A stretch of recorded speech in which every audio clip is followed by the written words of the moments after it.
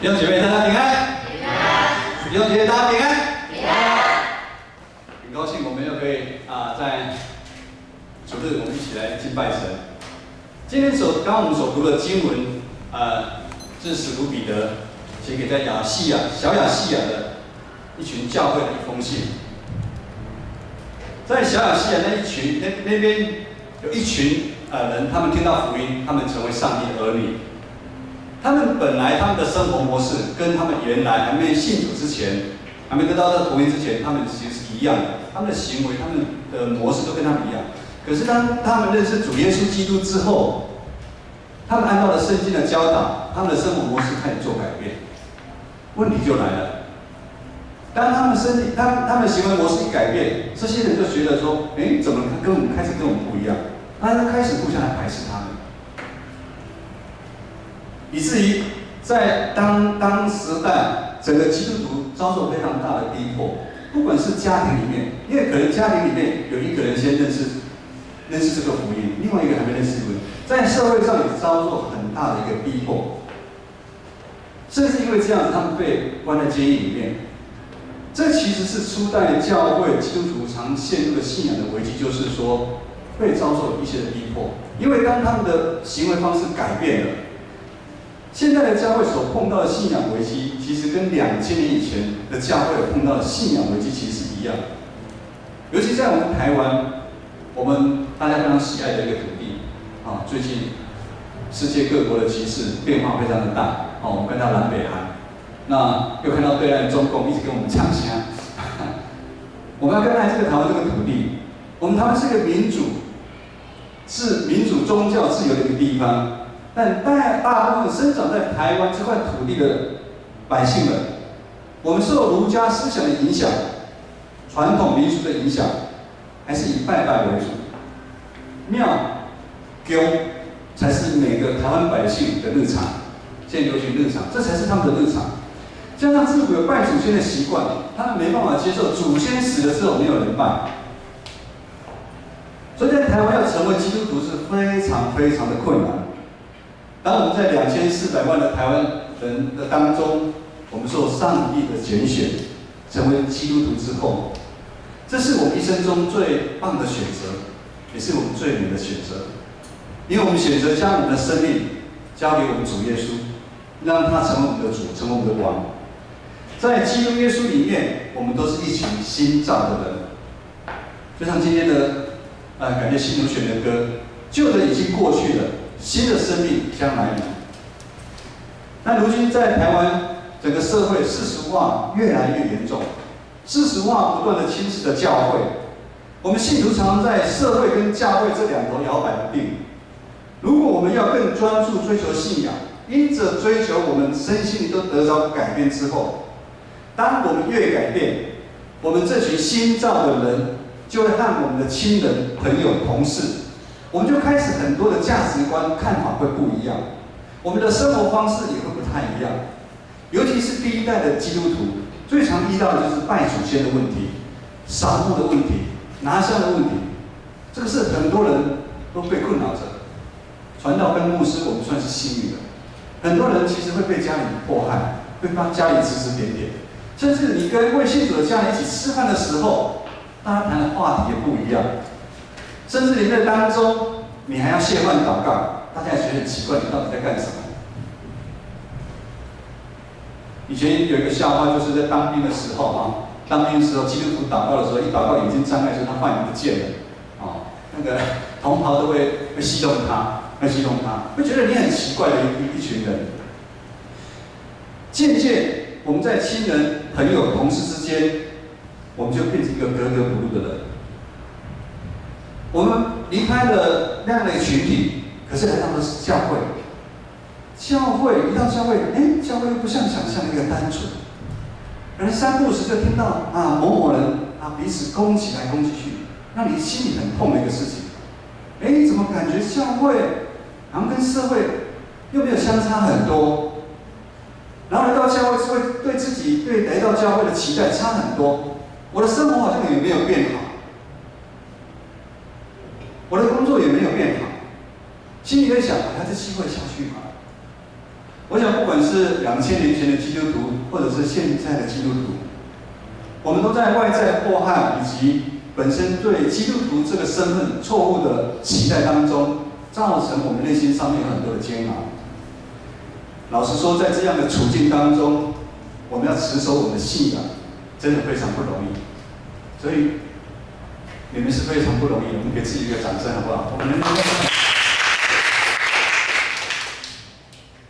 你知道有多少你认识的基督徒，今天是没来教会，或者是已经很久没来教会？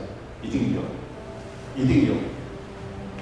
使徒彼得写了这封信，希望给当时还在苦难中，让他们继续持守信仰的弟兄姐妹，给他们鼓励，也希望透过正确的教导，因为唯有正确的教导、正确的信仰的认识，才有信心面对日常的挑战。你就会觉得说，这个事情的发生怎么这样？这个事情发生怎么这样子？使徒彼得这封信，在2000年后的教会，对我们一样是有帮助的。我们才知道我们所盼望的到底是什么。让我们传道整理了2点，我们通过2个主题来了解使徒彼得对我们的劝勉。第一，我们成为顺服上帝儿女的身份。使徒彼得要我们回想我们过去，这边也有很多第一代的回想的过去，我们因为罪恶的捆绑，让我们在世俗的情欲欲望里面打转。老实说，我们看不到未来。纵使你在有身份有地位，老实说，你心里面总是觉得你有点空虚。你就是不管再怎么努力，你很内心深处的一个东西，你没办法填满它。但是如今因着耶稣基督钉十字架受死，让我们有机会得到救赎。让我们脱离过去的罪以及死亡的权势，也因着耶稣基督他救恩的临到，让我们得到重新复活的生命。我们这边很多的第一代的基督徒，我们都是这样走过来的，出死入生。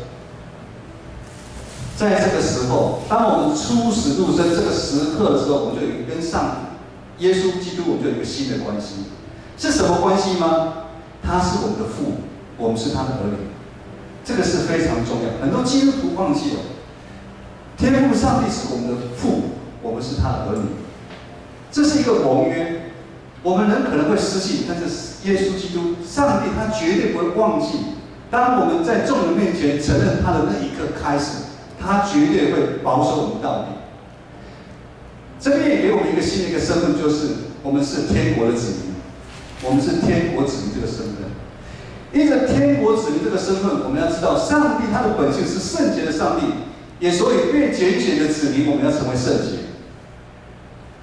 我们要活出主耶稣基督救赎我们的时候，我们的盼望、信心的生命，我们开始要过着圣洁的生活。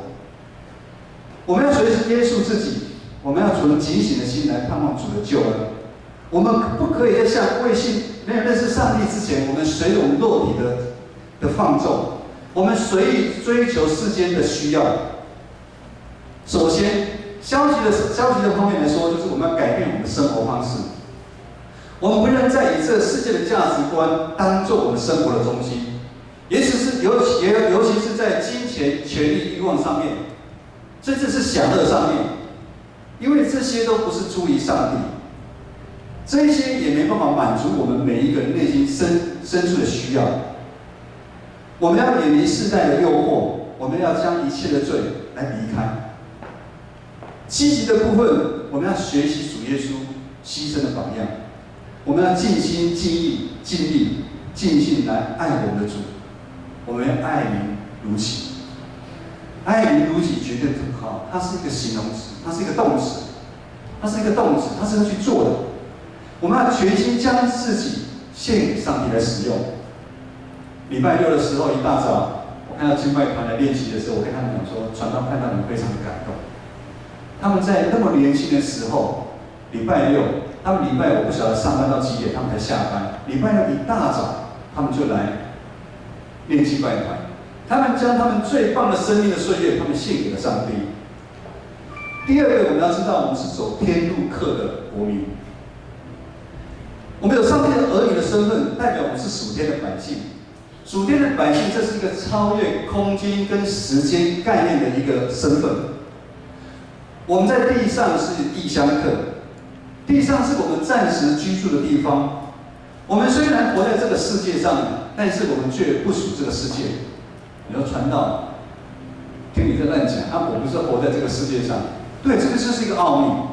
当你成为属天的百姓，这就是一个奥秘。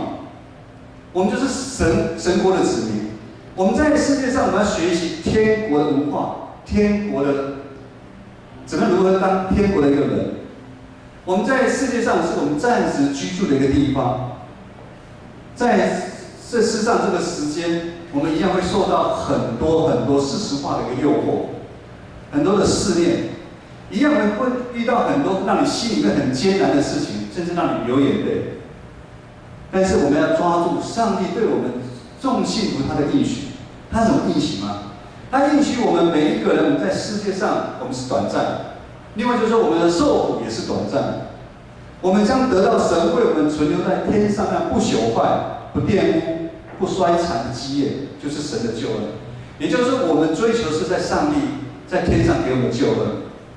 但是在得到这个救恩之前，受苦是我们每一位基督徒我们一定要走的路。我们所流的每一滴的眼泪，上帝都会纪念我们。我们的生命要不断像金子一样，在火炉里面提炼，越烧金子就会越纯，我们就会越有喜乐，越有盼望。因为我们的主耶稣基督，他事先走过这一条路。每一位基督徒，他如果不受苦，他就没办法得到荣耀的冠冕。我们在世上的任务，我们每一个基督徒如同天父派我们在地上的使者，我们的任务是什么呢？我们就透过我们活出美好的信仰的见证，来吸引每一个人来认识主耶稣。就像我们今天有新朋友来到我们的现场，我们非常的开心，我们欢迎他来到我们的现场。我们相信彼得说的这两段话，让我们更清楚，当一个新造的生命，他将如何活出圣洁的生活，以及他对身份，他的身份你要确认，他是天国的子民。我们是暂时住在地球上面。用现在语言来讲，基督徒在地球是外星人，我们是异乡客。所以你不要积极影响对这个世界拿取什么，我们在这边不过是暂时的。信上帝开始让我们的生命开始经历不一样的人生，但是这是一条有很艰难的道路。昨天礼拜六基要真理班是最后一堂课，感谢主，我们基要真理班，上帝亲自带领许多弟兄姐妹来到当中学习。里面有好几个是还没有信主的基督徒，还没有信主的。我传道跟他们讲，你们上完基要真理班，你们就有机会取得下个月我们的圣礼点。如果你要受洗，我说传道勉强你受洗，但是传道跟你讲，信耶稣就是麻烦的开始。他说信耶稣就麻烦，对。有人讲说信耶稣，哇，信耶稣一定幸福快乐啊，信耶稣一定让你一帆风顺。我跟他们讲，如果信耶稣就让你考试考100分，信耶稣就让你赚大钱，我跟你讲，现在全台湾都在信耶稣，你相不相信？为什么那么多丢那么多的庙成为台湾百姓的日常？就是因为大家觉得可以从那些宗教信仰上面可以得到更多他想得到的东西，他的金钱、他的地位、他的权势。最近年底开始要选举了，你可以看到每个庙、每个宫、每个候选人都已经去拜，他为了什么？希望他能够当选。每一个信耶稣的人，上帝都会为我们预备一条走旷野的道路。这条走旷野的道路是为了让我们进入迦南美地之前所预备的。这是一条往永生盼望的天路。旷野是一个寸草不生的地方。10几年前，我跟牧师到耶路撒冷、到埃及爬西乃山的时候，那个是在一个傍晚，然后我就上是一个骆驼这个骆驼很恐怖然后结果我上西乃山，很快的时间，整个天都暗，天气就变冷，那个变化的时间真的是快到让你想象不到。但是呢，你会看到满天的星星，就像上帝应许亚伯拉罕所看到的满天的星星是一样。那个在旷野的天气其实是非常的恐怖。也就是在旷野的旅程当中，你唯有依靠，全然依靠耶和华上帝，你才办法活下去。接下来传道要讲一段见证，就是上帝在我生命当中引导我走一条有血有泪但是也有爱的旷野的道路。在10几年前，当我受上帝的拣选成为基督徒之后，我非常的感恩。在这中间当中，我跟很多初信的人，我们认真追求信仰参与周间团契，就在这之前，我们都有做一样的一个见证。可是，在这样忙碌当中，其实我心里面最希望的是上帝能够将我放在心里面的烦恼快来解除掉。因为就是那时候我还欠了许多的债务。我最近在教会常常跟弟兄姐妹说我也信靠天父上帝的安排跟带领。但是在我上班的时候，我3不5时我会去买彩券，跟着同事去买彩券。同事买比较多，那就是一起买个1、2万我也买了彩券。我想说，我用我自己的方式。可是有人会问传道，基督徒不能买彩券吗？有没有人困扰？基督徒到底有没有买彩券？买彩券也没错如果大家都说不买，那彩券公司不是方式若那个市占他们就打了吗？可是我觉得我的心态出了问题。我那时候买彩券，我是想依靠我用我自己的方法来处理我生命上中碰到的问题。我心里面想，最好是一次彩券就中头奖，那我所有问题就解决了。很多人讲，我只要中头奖就不用再上班了，那我就可以每天钓鱼，每天干什么？很多人都是这样子。我很感谢上帝，还好我没有中头奖。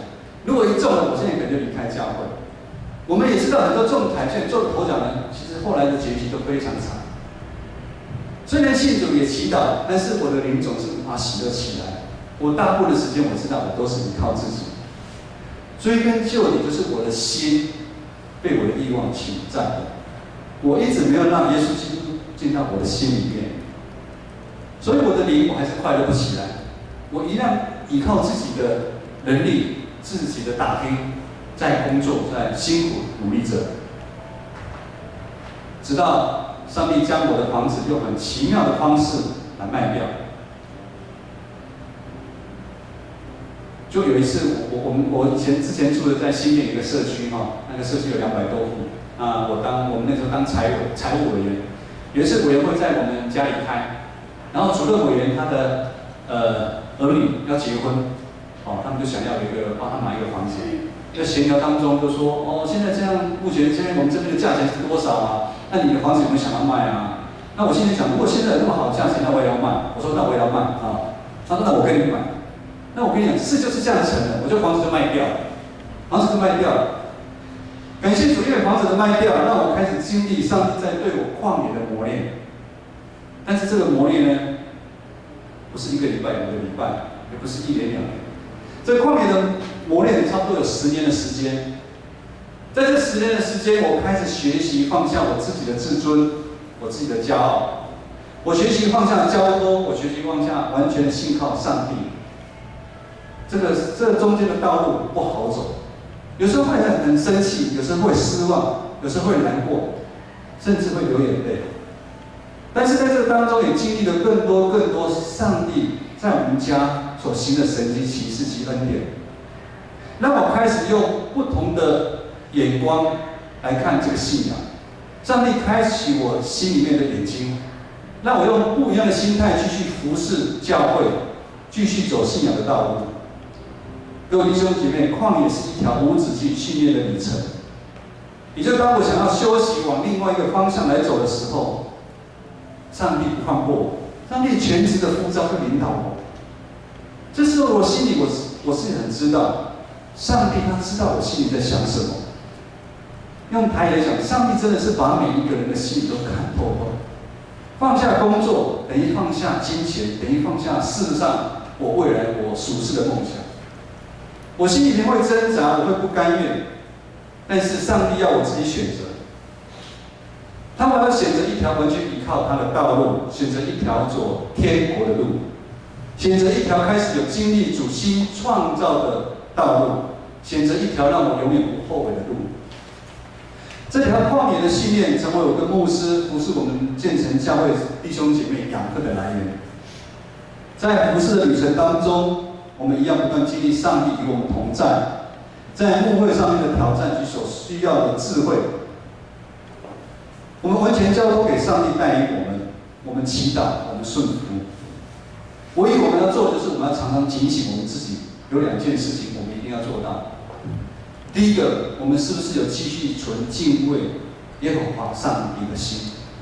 第二个，我们有没有终身服侍上帝所交托给我们的羊群？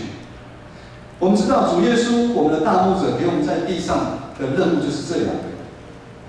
我不知道什么是上帝要你完成的任务，也就是说，外交话常在讲的，什么是上帝给你的命令？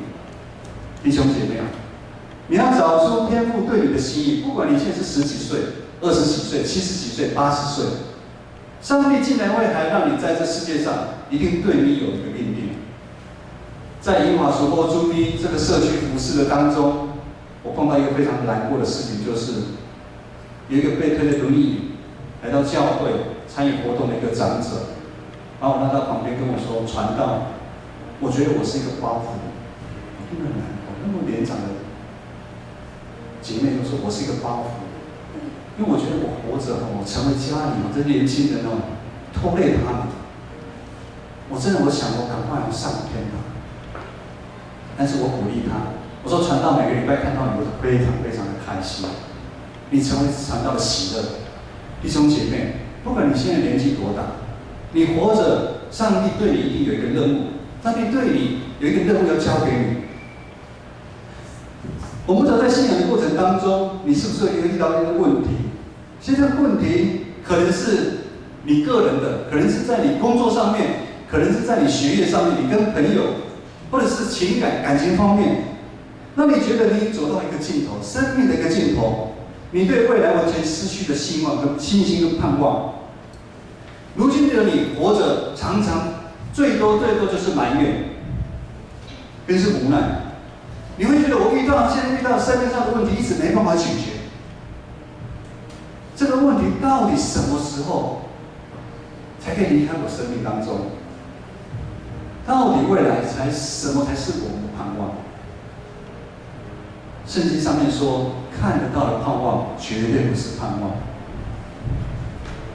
我以为彩券是我的盼望，我以为金钱是我的盼望，我绝对不是。看得到盼望，绝对无法满足我们内心深处那个心。如果钱就是一个盼望，为什么很多的有钱人还在自杀？为什么很多有钱的女儿请了同学来家里开生日舞会，完之后他就从顶楼跳下去？各位弟兄姐妹，我们所受的一些苦，我们所受的一些难关，耶稣都知道，因为耶稣他已经为我们先受苦。但是有一件事情，弟兄姐妹，你们绝对不能忘记，我们是天国的子民这个身份，我们要常常将我们的头往上抬起来，因为我们的盼望不是在地上，我们盼望不是在地上，我们的盼望是在天上，我们是天上的国民，我们在这地上只是暂时居住而已。耶稣的死，耶稣的救赎，耶稣的复活，耶稣的盼望，我们的生命跟耶稣基督一样，我们要经历这个旅程。没走过旷野这条路的人，他没办法成为耶稣的门徒；没走过旷野这条路的人，他绝对没办法了解基督徒的生活是什么。上帝确定要透过我们这个信仰的团体，我们建成这属灵的大家庭，帮助我们每一个人。你绝对不是孤单的。现在电子网络又那么发达，我们只要知道任何一个弟兄姐妹，他的家庭有任何困难，他只要愿意提出来代祷，我们代祷的网络，我们会用行动来支持他。甚至在每一次的礼拜的当中，在每一次的团契，在每一次的祈祷，在每一次的探访的关怀的中间，圣灵的能力都在我们这个信仰群体当中，他引导我们，他保守我们，他将我们每一个弟兄姐妹的心连得紧紧的。我们弟兄姐妹的心，我们就像炭火一样，基督徒其实是非常脆弱的一个生命。怎么说？基督徒他不能离开这个群体，他自己去生活。当他离开的时候，他的火他就会被攻击。当我们在这个群体里面的生活，这个群体会成为你这个炭火，当你炭火快熄掉的时候，它会成为彼此灯火来源。我们委身服侍，我们彼此相爱。各位弟兄姐妹，我们信心的火绝对不会熄掉。当你遇到困难的时候，我们要将我们的眼泪擦干，我们一定可以重新再站起来。当我们放弃走这一条天国的路，当我们常常存敬畏耶和华上帝的心，当我们在我们的日常活出我们圣洁的生活，我们就会像金子在火中越炼越纯真。在生活中，我们展现出基督的香味，我们活出喜乐的生命，我们为主做见证，成为这世界上爱跟盼望的记号。这是我们这群新造的人在地上的任务。各位弟兄姐妹，我们一起站立来唱《君王就在这里》这首歌。耶稣就在我们当中。